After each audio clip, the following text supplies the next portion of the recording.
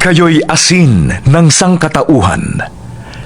Subalit kung mawala ng alat ang asin, paanong mapapaalat uli iyon?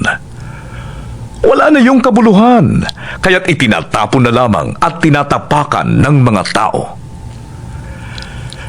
Kayo'y ilaw ng daigdig. Hindi ba itatago ang isang lunsod na nakatayo sa ibabaw ng isang burol? Walang taong nagsisindi ng ilaw, at pagkatapos ay inilalagay yon sa ilalim ng takalan. Sa halip, inilalagay yon sa talagang patungan upang matanglawan ang lahat ng nasa bahay. Gayon din naman, dapat ninyong paliwanagin ang inyong ilaw sa harap ng mga tao upang makita nila ang inyong mabubuting gawa at papurihan ang inyong amang nasa langit.